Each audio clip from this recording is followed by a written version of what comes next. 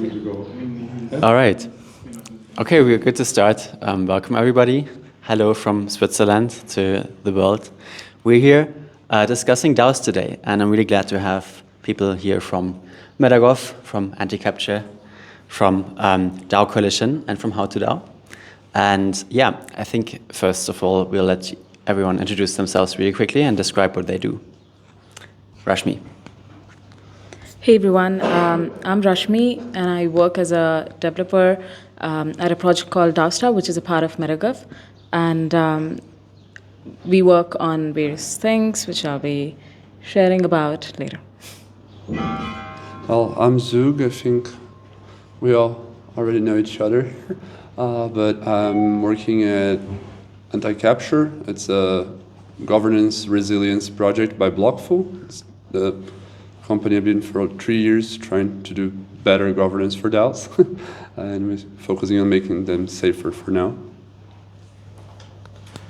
I'm Kyle. I'm with DAOcoalition. We are ourselves not a DAO, but we're designed to lobby Washington, D.C. We're a 501c4 and a traditional legal entity to not ruffle any feathers.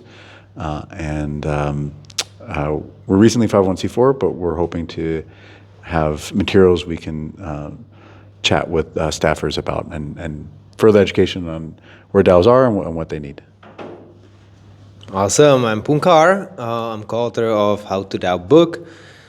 So we do education and onboarding into DAOs. We believe DAOs are the future of organizations, and we want to show the world that that's the way how you should set up your next venture. And we have the book, the courses, we are planning incubation program, and we are DAO as well. So we recently actually launched our token, and we are slowly decentralizing to be proper DAO because we also want to be the future of organization. Amazing. Let's dive into that future and what it really is.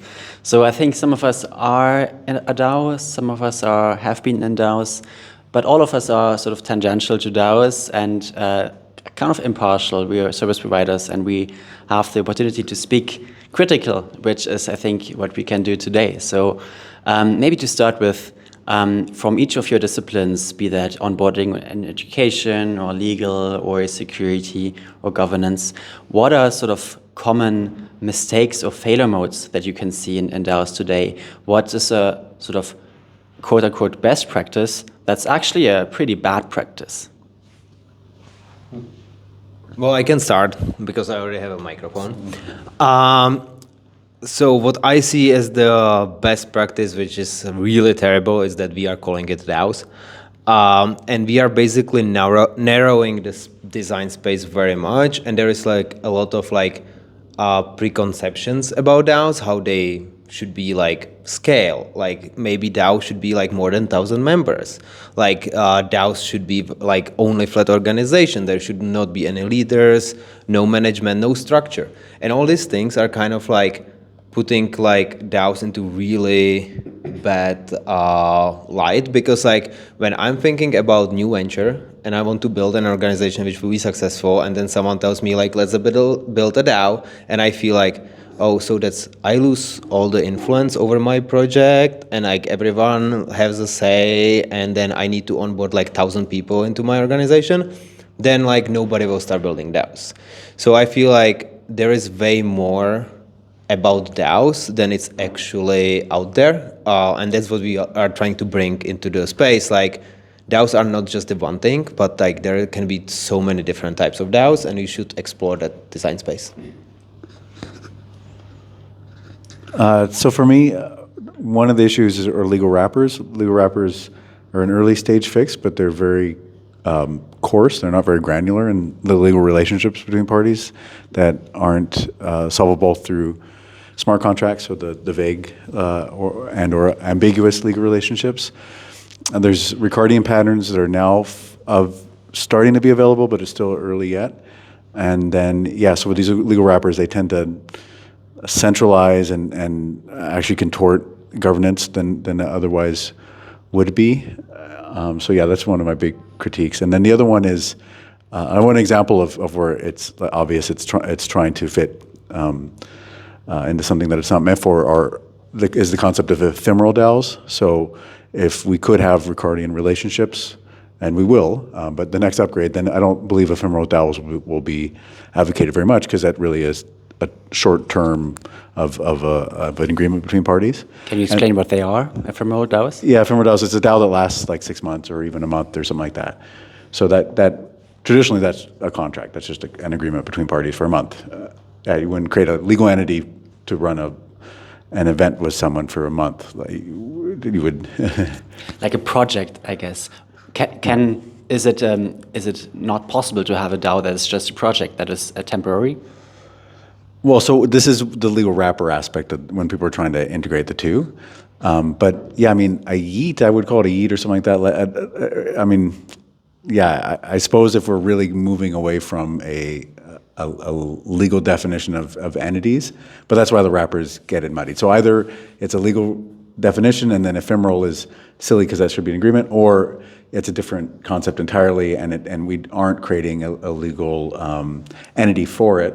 Like some DAOs, when you spin up the DAO, you spin up the legal wrapper as well. So yeah, if you're not spinning up the legal wrapper as well, but then that gets to the issue of, well, what are the vague or the legalese of beneficial elements of the agreement between parties if there's no legalese in there? So yeah, okay, we get to semantics, but what I see is the issue is where people are trying to spin up like an LLC for a month. And so people look at series LLCs and such, and series LLCs are good to wind up. Because you don't have like 2 years of potential litigation that happens with the normal LLC if wind up that's possible, but it's just the one tool for all the jobs, and so it's this granularity of just using straight up agreements between parties, different legal entities that already exist, and just having agreements between them is just way less administrative overhead as well. And then this is part of it is that there's no parties that are very frequently in DAOs, parties cannot countersign. So we've chatted a little bit about this, about adding that as an aspect. Can you actually is there a counterparty that can negotiate, or is it all through a DAO proposal, and certain dynamics in business don't work in that modality. Yeah. May I have a question to it? Yeah. So if I understand what you were saying correctly, like, are you suggesting that like if you want like this like more like temporary project-based DAOs, like up to 6 months, it's more like people should have legal entity, like kind of one-person LLC type of thing, and then we just enter the contract? Or how else we are protecting ourselves? Like how are we limiting the liability if we are not spinning off spinning on the entity itself? Like, what are you suggesting for these like temporary projects? Yeah, we can have a whole longer discussion on liability and how we relate to liability. I think that would be a very healthy discussion. But probably parties should have contractor, or they should be part of whatever corporation they're in. Something that filing for a legal entity, and then if you file the next year, it's supposed to be a multi-year. That's the way legal entities. That's their design. They're not designed for just a few months.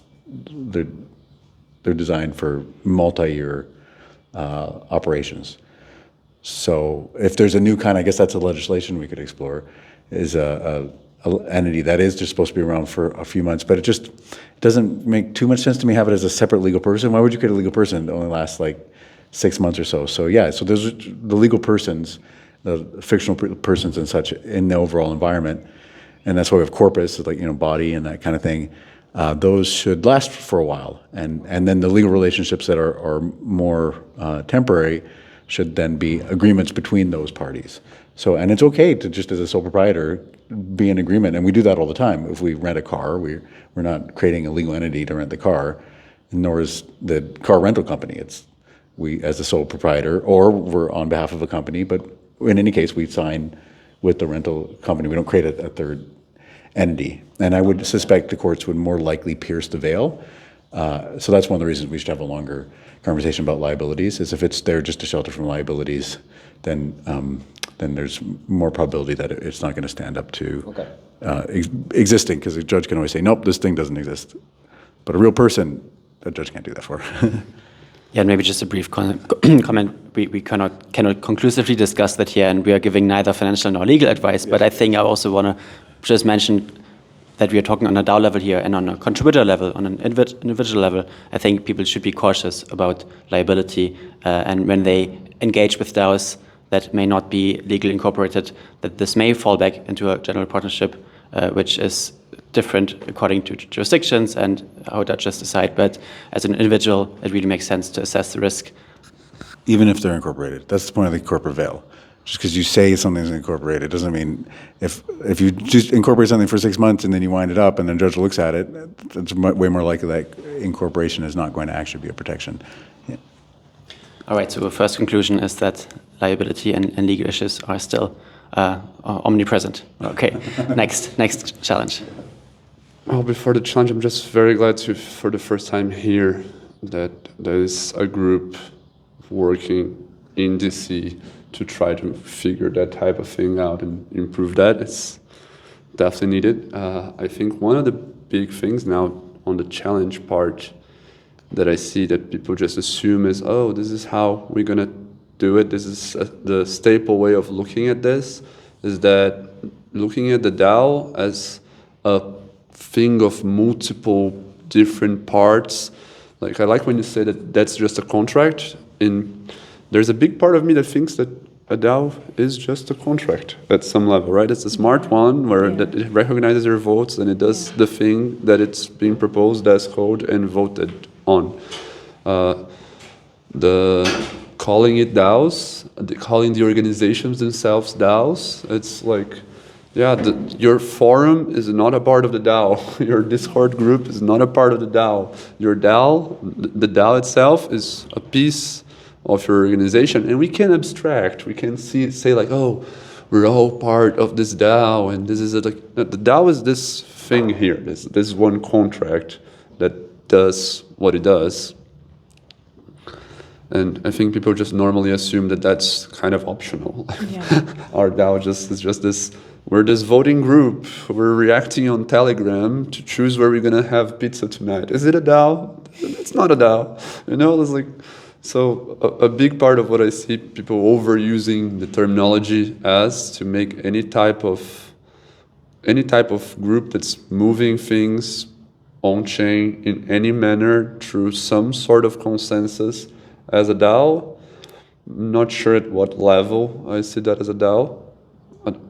Yeah, I think that would be a challenge, like to have a clear understanding of up to what point is this a DAO, right? Like, and up to what point it's another type of organization, and it's great. We have many different names in the legal world. There's a bunch of types of organizations. I don't know why every single one of them needs to be a DAO when we're looking into on-chain models.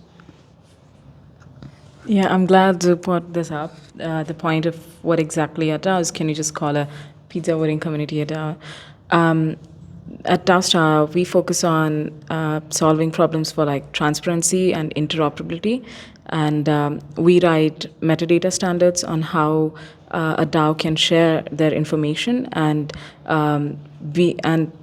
provide like one single source of truth of information, which is provided by the DAO, not dispersed in different communication channels like documentation or website or anything else. One of the problem that I see in DAOs is like transparency. Everybody says, "Oh, we are transparent," and to give them the benefit of the doubt, I see that they are trying to be as transparent as they can be. But when you're working in a DAO, and if the expectation is that a lot of people will be involved in making some decisions and working on this, working together, transparency becomes utmost important. And the reason is, without knowing anything, how will other people make decisions? So it's just transparency to me is like providing context on what things are happening, what are things that are set up. So I think that is one of the problem, and the best practices are to a level like we have, most major DAOs have like documentations, and they do provide well-documented information about what a DAO does, what's their mission and vision is. But there are so much more that they could do to be interoperable with the outside world of things. And that's what we do at DAOstar, and we write metadata standards on how a DAO could publish the information on chain so that it's actually recorded on chain, which DAO mostly care about. Yeah, that's amazing efforts. I'm a big fan of Metagov and DAOstar's work in particular.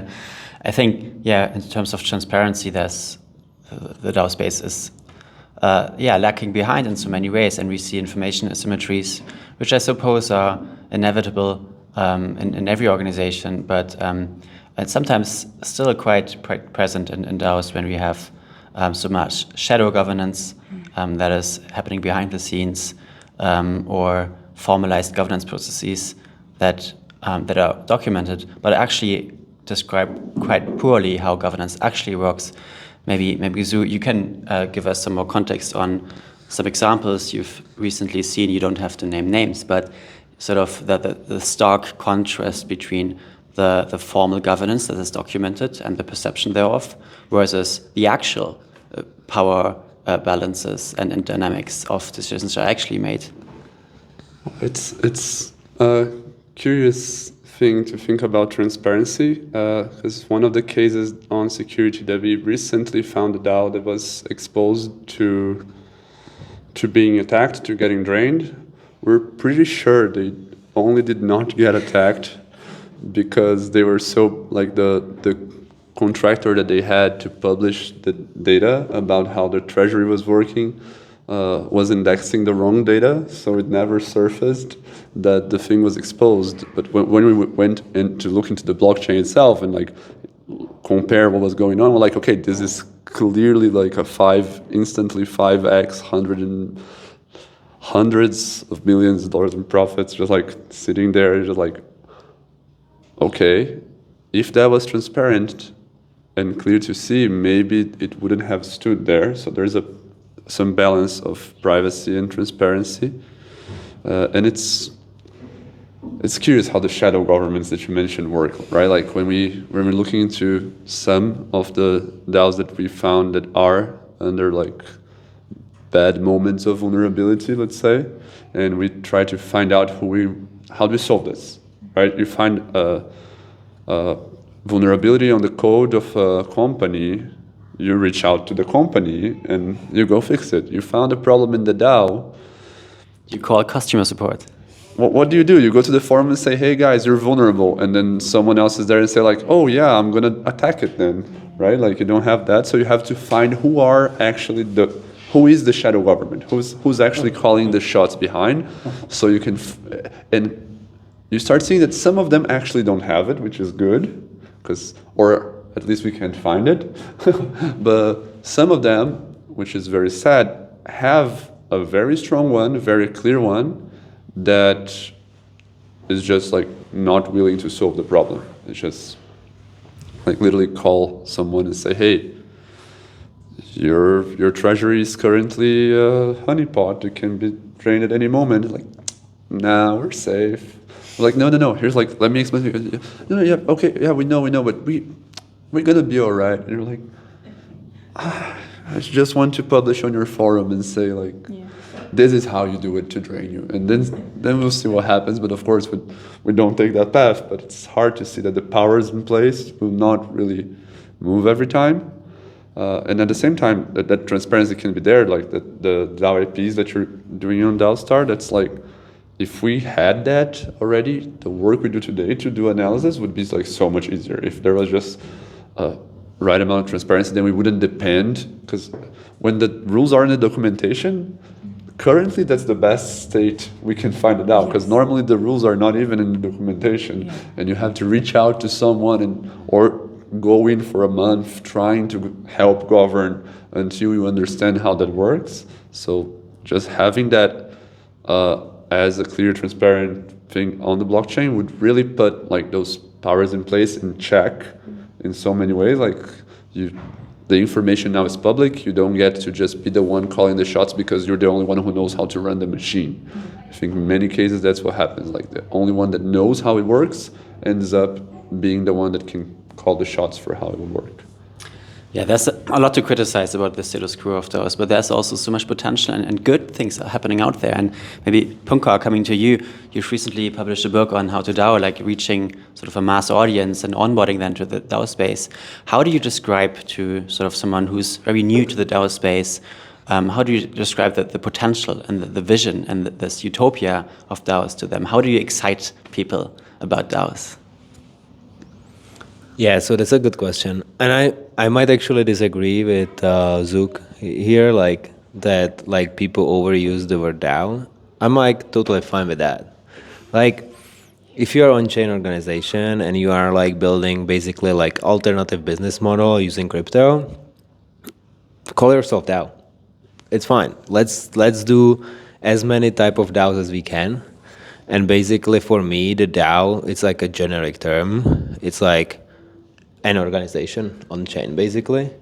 I don't like get into like that it needs to be decentralized or autonomous. Like that's fine. We will figure that out later. We start with that originally because that was the original intent. But I think over time we realize like there is way more we can do as on-chain organizations, but we are still kind of using that term.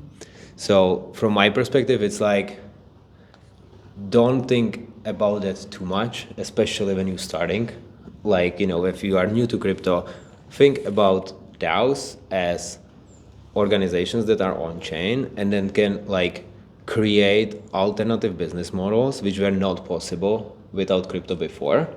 You have your own sovereign financial system you can use. Nobody can take you out of it. Nobody can debank you. Like you can create your own economic within your organization. You can create new incentives for your contributors.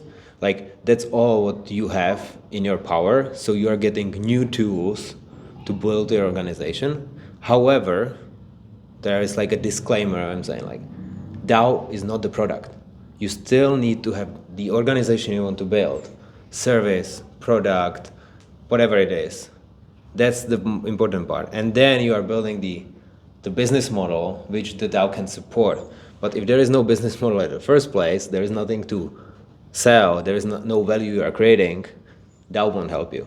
Like there are many meme coins, fair enough, but like that's not what we are doing. We are doing real businesses, we just move them on chain because we want to create like new, better business models. Yeah, fair. I mean, I'm not sure if I agree with using, I would not encourage people to use the term DAO even more ambiguously.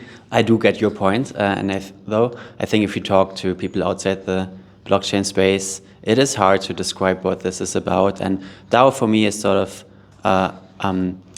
a term in search for a solution. We have many possible solutions.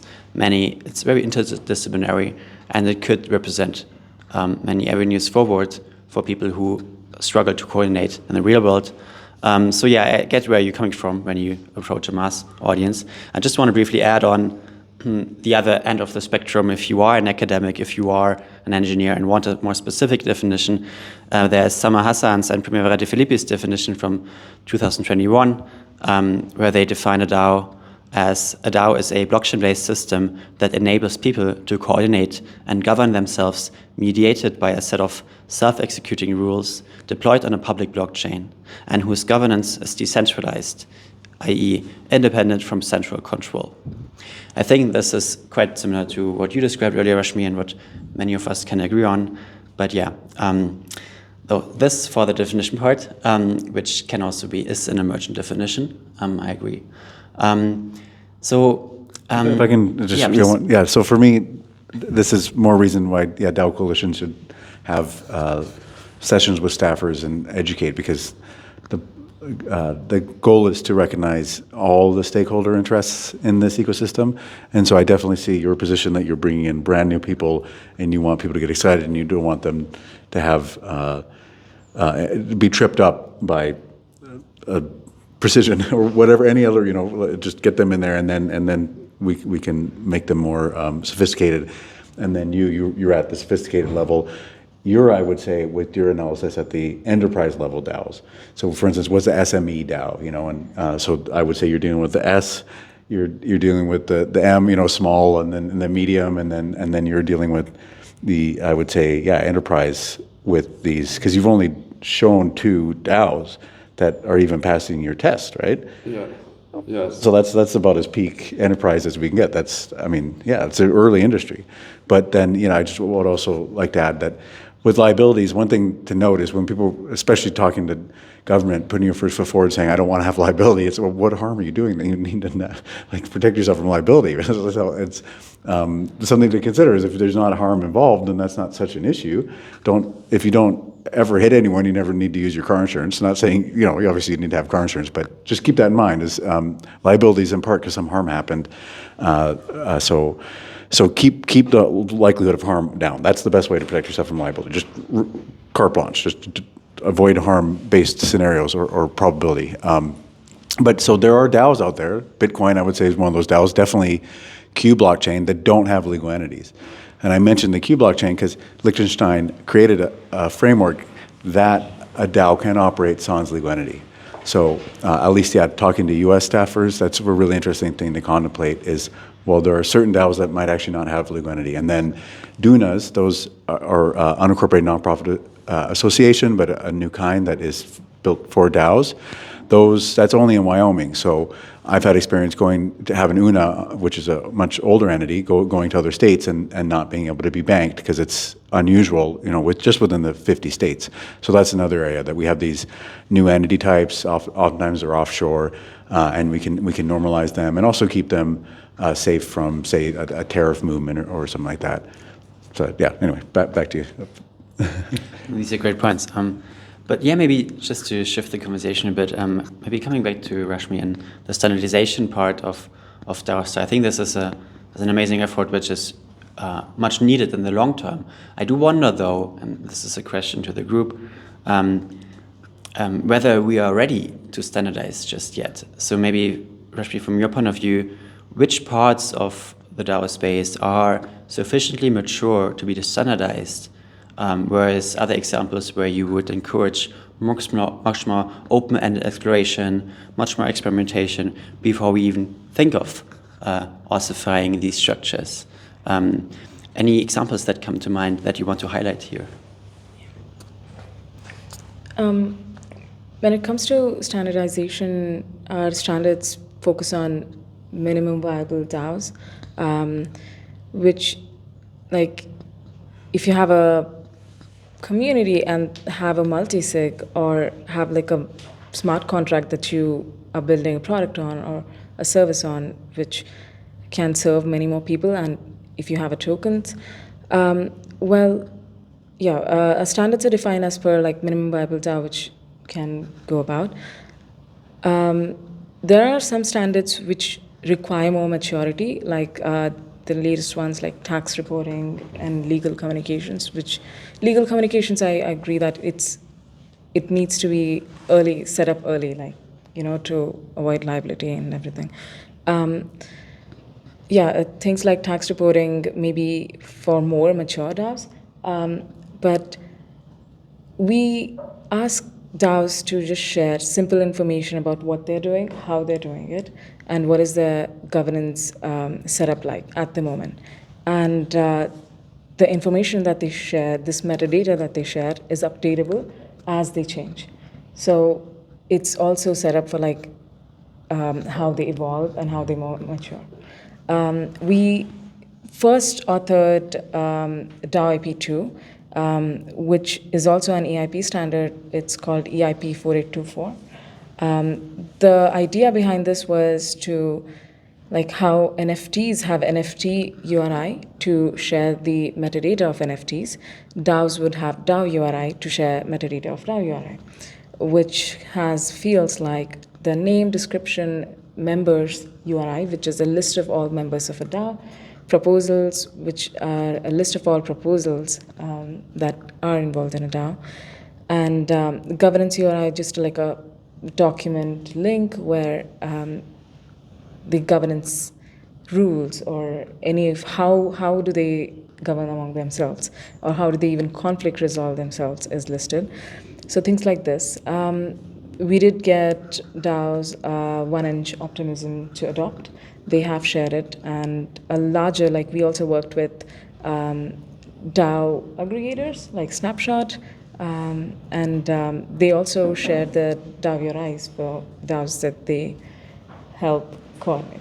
Yeah, DAO Your Eyes are maybe the first point of contact that I had with DAOstar. And as we were researching DAOs, I was just like, yes, please. Can we please have it? Can anyone just adopt it? Like, it's really painful to try to go to a new DAO and find out exactly how it works, to make sure, like, what's going on here. It's just like, it's a black box. And I think there's one part that connects the standardization through multiple of the points we're looking at here. And it's not towards an ossification perspective of creating a standard. I hope all the standards get created and broken and recreated over time. But to advance, we need some common language. So if I want to do security, if Kyle want to lobby DC to make better laws for this, if Puncar is onboarding a massive amount of people into this, we definitely need to be able to be talking about the same thing.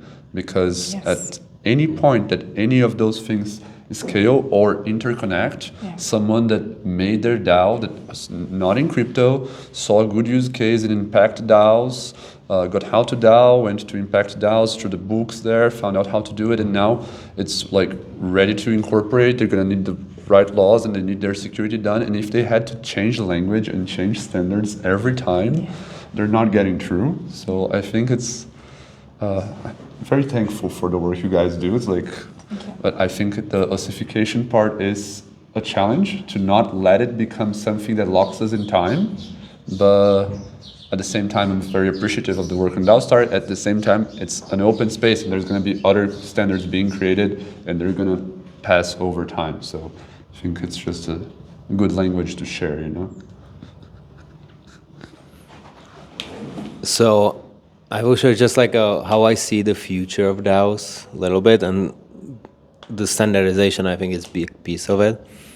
So what I see DAOs in maybe 5 to 10 years being, it's we have now the largest corporations are going IPO, but getting to IPO, it's a heavy lift. It's not easy, and some even trying to do IPO and they fail because they tried, so it's a really high bar. I feel with the information being way more accessible through AI, Google search, whatever it is, we don't need that high bar to become a public company. And I think DAOs can be the ones which are actually pushing the way, that actually you are incorporating the new organization starting, the kind of an IPO. It's not the last step in your life cycle, but almost the first step. You can choose when you want to do that, but you can choose to do it at the very beginning of the company. And I think then just depends on your size, what reporting, standard reporting you need to do to make sure that whoever is investing in you actually knows what they're investing to, and it's very transparent. And if we want to achieve that on legal level, basically, that there will be new regulations which will enable that, and all the states and countries will be comfortable with it, we need to have the standardization so we can prove there is no information asymmetry. Everyone is getting the right information, enough information to be able to make informed decision for investing. And that's where I'm super excited about the future of DAOs in 5 to 10 years.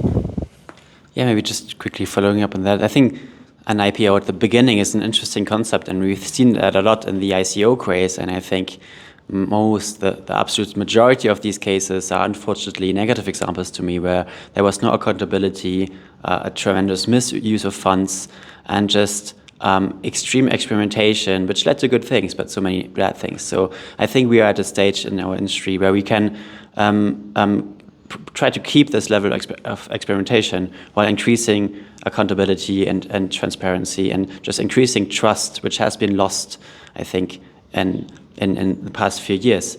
What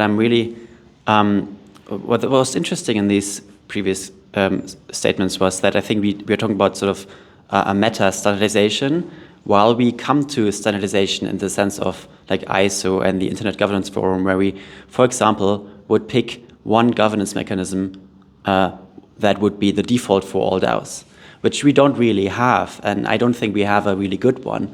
If it would be one, it would be maybe token-weighted voting with delegation, which is problematic in many ways today. So I feel like before we standardize that, we should question, well, is this actually the best mechanism that we can do?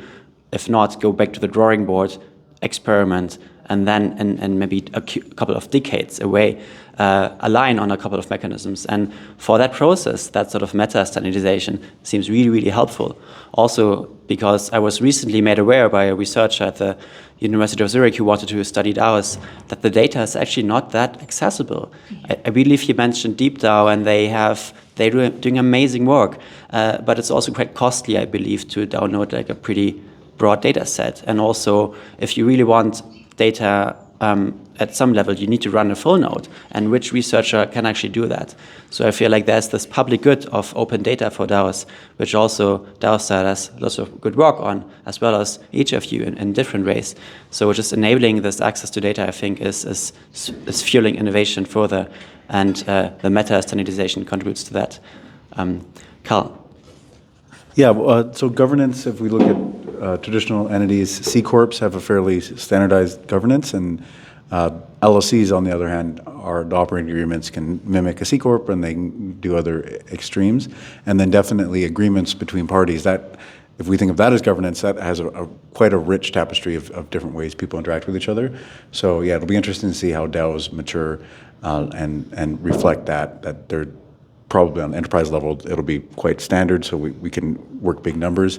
Initial ICOs, I believe Aragon and maybe Colony were both ICOs, and so they're continuing to contribute to DAO. So if we show that we can self-regulate, though, because the first round we showed we cannot, but this round, especially with what DAOstar is doing and such, so that's the incentive for us to opt in, because if we have that staffers, we are making sure that retail isn't harmed, then we're more likely to even have major innovations like an ICO that fits within some SEC. SEC is okay with it. So yeah, so the responsibility is on us, though, to because if we can't self-regulate, if it continues to be this black market casino methodology, then it's going to be very tough talking to staffers. But one thing we can do as well, because it is and that's also our strength, is that it's a distributed ledger environment. But it's the fact that anyone can set this up, that's our weakness. So if we can select a subgroup of people that say, okay, these people have, say, ascribed to an oath and then are doing certain procedures and such, and then we can just represent those groups, that might help quite a bit. And then also, because of distributed ledger, using safe harbors. So intermediaries are that we don't have to pick an exclusive intermediary. We're not giving away our power because we can just choose other intermediaries, and those are the people that can then, so for instance, perhaps Anticapture and all that, create a safe space for retail.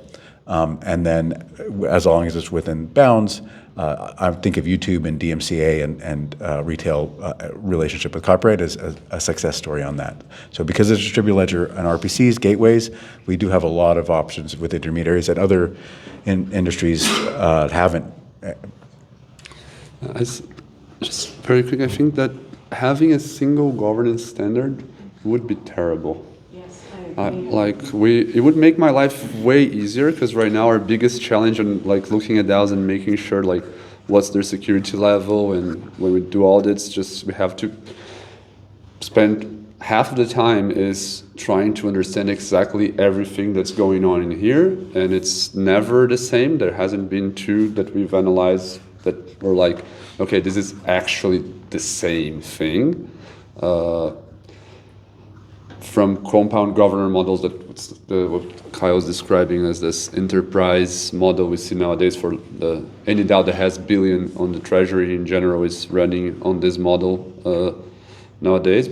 It has its shortcomings, right? It can't really do everything. Even when we look at other models, we're still doing token-based, delegated or not, but most normally yes, governance. And even beyond that, there's so many models for specific use cases that can do so much better. So I think it's not about standardizing how you govern, but how you surface the way you govern, right? How you make it clear, like we run this DAO this way. This is what being a member means. I find that making a list of all members like an unbearable task. I would never. But what qualifies a member? What allows for a proposal? What can a proposal do? Where is it voted? What are the contracts? Where does it go? That type of thing, standardizing that communication is more key than standardizing how to do it. Yeah, I agree. And just like a quick point on the like ICOs, I think ICOs were the same, like introducing like new machines into factories. Like when it was introduced, it was accessible just for the richest. So the rich got richer, and the poor got poorer because of the new innovation. And like basically in the history, like also in the agriculture, like industrialization of agriculture and stuff, like it was always the case that like when we introduced like a mill, the rich got richer, the poor got worse off. But eventually the technology got accessible to everyone, and everyone got better off. So that's how I see the kind of ICOs playing out. Like we tried this, it was access to capital for few people. It was like that amount they got was definitely not fair market value. But like when we actually mature the market, we standardize it, and we do all that, then everyone will have access to this financial market, and it will be way more normalized. So it won't be gambling anymore. It would be like very much like how the financial market traditional works right now, which is also not gambling. It's fair market value. It's not like you can get 1000x overnight. That doesn't work with IPOs. And I believe that will be the same with the new DAO, ICO, IPOs. Do you want to speak quickly to the QAC? Just how I see that as an innovation there. Yeah. So Repeat that in the microphone. yeah, quickly. So Kyle would mention like how to DAO went or partner up with QAC, which is a quadratic accelerator, and they are basically innovating in this space. They don't want to do like these pumped up fun type of meme coins, that it skyrocket in an hour and then like it dump in 2 hours type of thing, and there is no business behind it. There is no business model behind it. So what they are kind of like doing is like help founders to basically tokenize their business, but in very long-term perspective. So the cliff for founders is there 1 year. Then there is a vesting. So there is like no incentive whatsoever to like pump the price at the beginning, because you have no access to that anyway as a founder or a community member. This is something that you want to build the business long term, and that's what they are supporting. So definitely love to see that, like innovation in that space, like normalize it, get like people to be able to tokenize or create a kind of a DAO with their businesses, but in very sustainable and like fair kind of market value way. Thank you for the comment. Yeah, I just wanted to say all the points that you mentioned. So I also disagree with there wouldn't be a one standard governance model. Right now we have different C Corp, LLC and everything. They exist because there was limitation with technology, like as Puncar mentioned. And I would like to resurface the point that Zeugh mentioned, which is it's not about like what and how we govern. It's just bringing to surface of how actually we're doing that. And I think that's what our standards focus on right now. And even though how we govern and our economic models of an organization and everything, they might change with new existing technologies, new and upcoming technologies, but the components and elements of it remain the same, and just bringing them forward is really, really important, is something that I believe in. So we are approaching the hour, and maybe as a last round of statements, I would be curious to hear, we are on like road to DevConnect in Argentina, which is an amazing example where people actually use crypto in their daily lives. For example, as a stable form of currency in the form of stablecoins. And there are many other real-world use cases out there where crypto and DAOs, for that matter, provide huge value. And maybe each of you can pick one quite concrete example where you see potential for DAOs. Like, what gives you hope, and where can people benefit so much from using DAOs? If you want, you can involve AI, because that's a big buzzword that everybody talks about, but you don't have to. Who wants to start? Well, I can start. So I've been talking a lot about the kind of financial market, so I will stick to it for today. I think, and it's why I actually started with DAOs at the first place. So my parents are like small, medium entrepreneurs, and I've worked for a corporation before, and I had a lot of friends in the banking, and I saw what deals the big corporations are getting if they want to access capital. It's basically they are getting free capital from the bank because it's like low risk or no risk. The APR, it's like really pretty much 0%, all the way to zero. And like then like my father is going for the loan, and the terms are terrible. And I'm like, why? Like, why we are supporting the big guys to get richer, and like we are basically limiting the small guys to like access capital, innovate. And you know, overall, I feel like the countries and the states, like Switzerland is run by small and medium enterprises.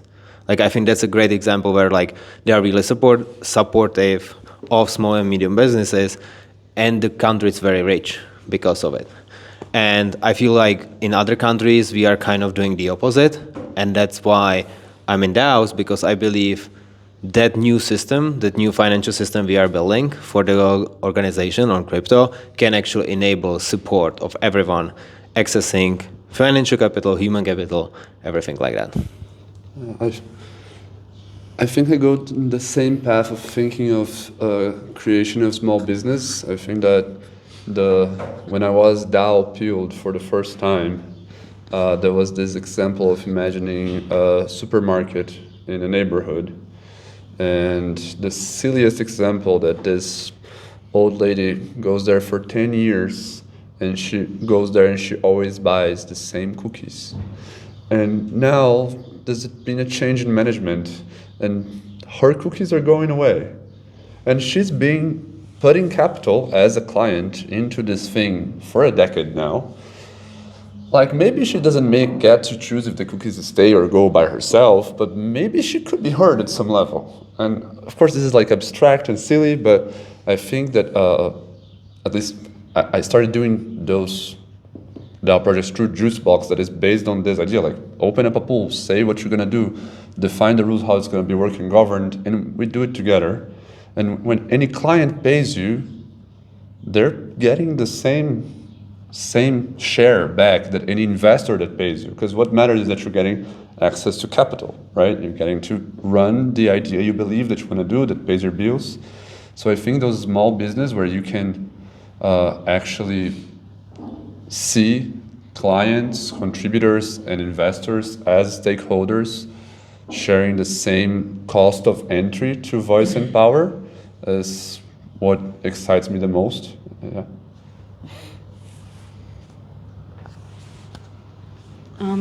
Sure. Yeah, you can go. I don't have anything more to add to what you've all shared, and I think it's all good. I'm enjoying where AI is. Nani, I'm going to give a shout out to Nani now, NANI.OOO.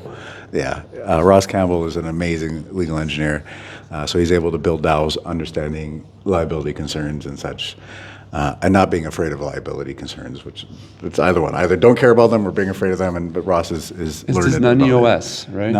It's an operating system. Yeah, it is. Is that right? So basically, yeah, you chat with the AI, and then the AI, what it can do is it can execute methods in a smart contract. So it doesn't have full range on everything. It can just do those methods, and then you also sign it.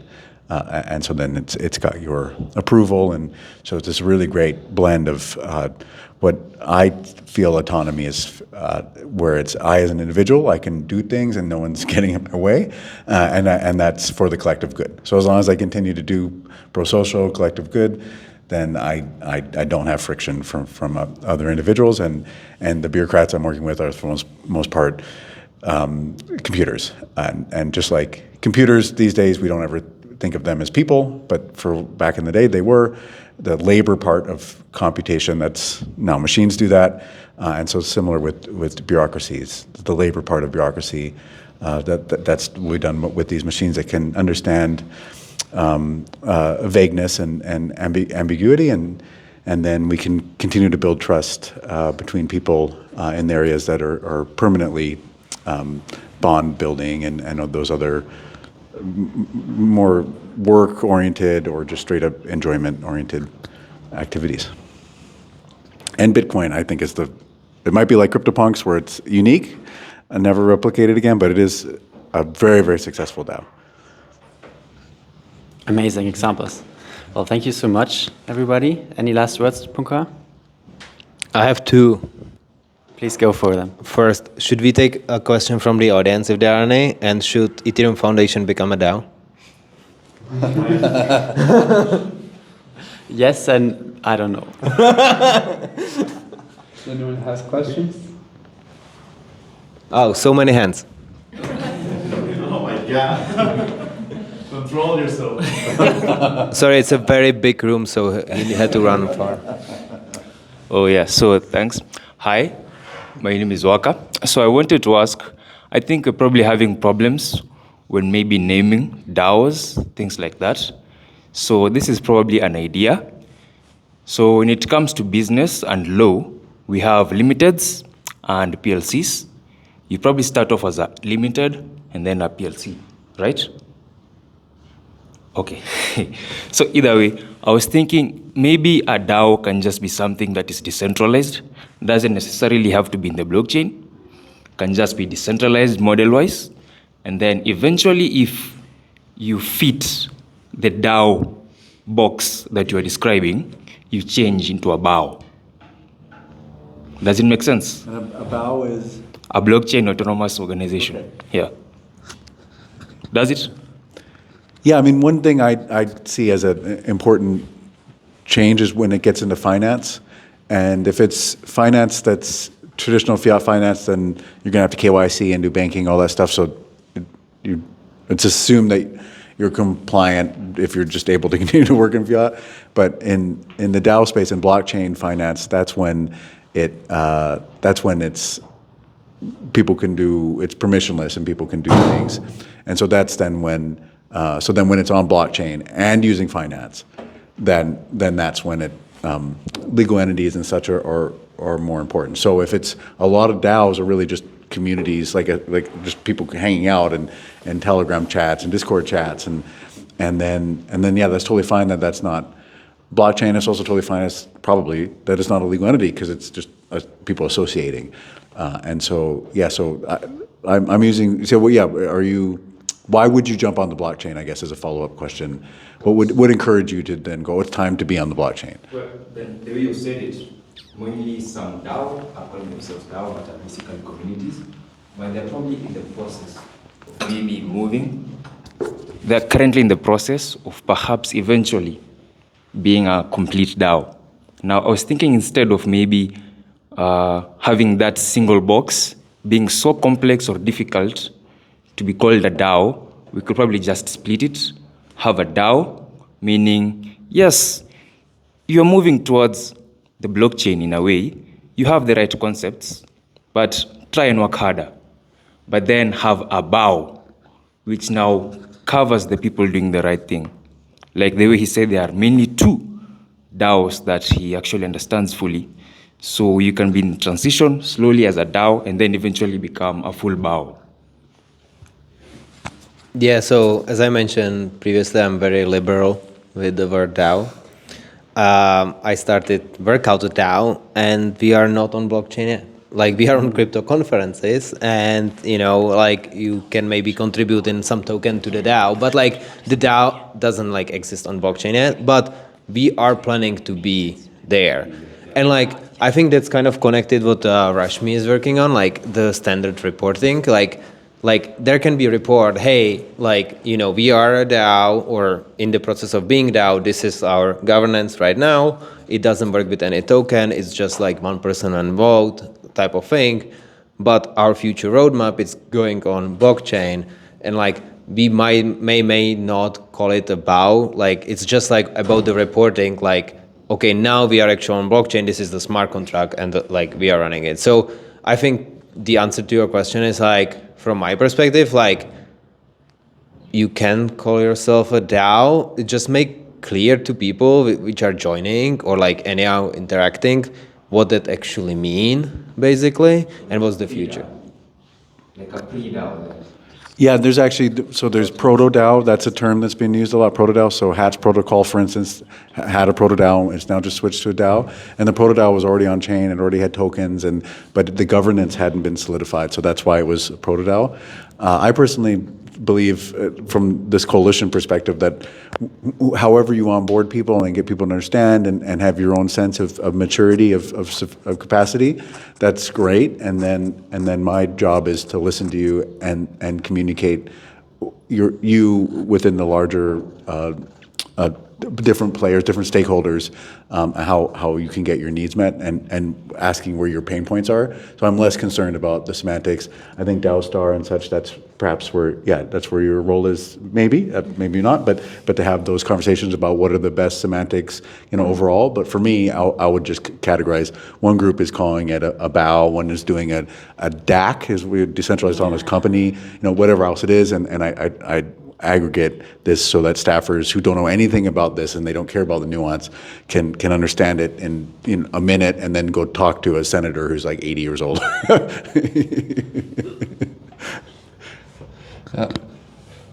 I think that I feel the challenge on what I said before of making sure that we understand what a DAO is, but I don't really mind much that we call anything a DAO. Like, I think as long as we are getting it to move on the right direction, like reading Puncar's book, there's like many different examples of types and ways and specifications of different parts you need to care. For the thing I was describing before, the contract itself, there's not a bunch of types, not a bunch of things you have to care. It's just like the contract on itself. It's not this whole social construct, right? So I think that the specification for the execution part is important. Yes. The human convention of like, we call things a corporation. A bunch of things we call corporations are not incorporated. We just keep calling them corporations. Like, there's definitions in different countries for different things of how each of those, what is one, what is the other. Like, I don't really get it, and I don't need to. It's companies. It does the job. So I think DAO can play the same role in a social semantic level. Should I go to closing things, or do you want to take this in? I have a few things to add. I feel like decentralized can be easily misinterpreted as distributed or open access. I'm of a strong belief where DAOs should involve smart contracts, because decentralized autonomous organizations, like, they set up this expectation of, how a person could involve in this group or a community or an entity, or just to be broader entity.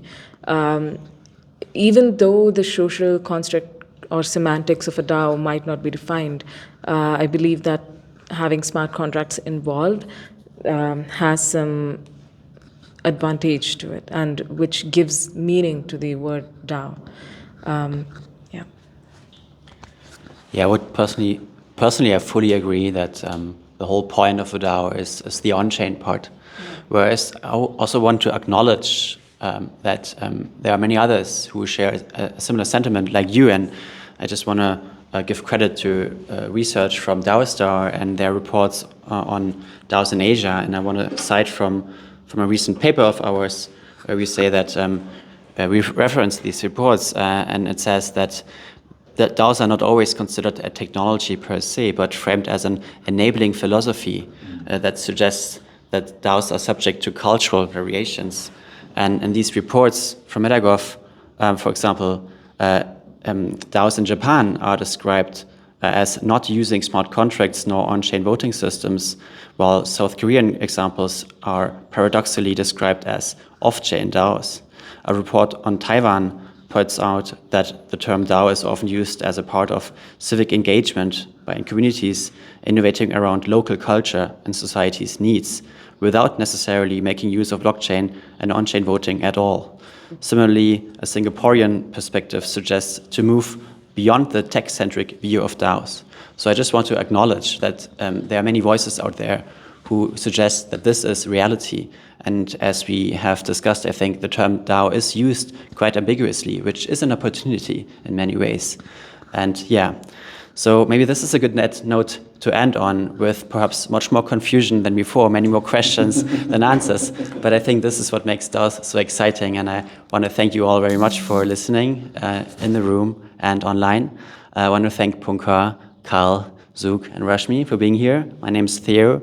I never introduced myself. And we are here in Switzerland. And yeah, we'll see you around.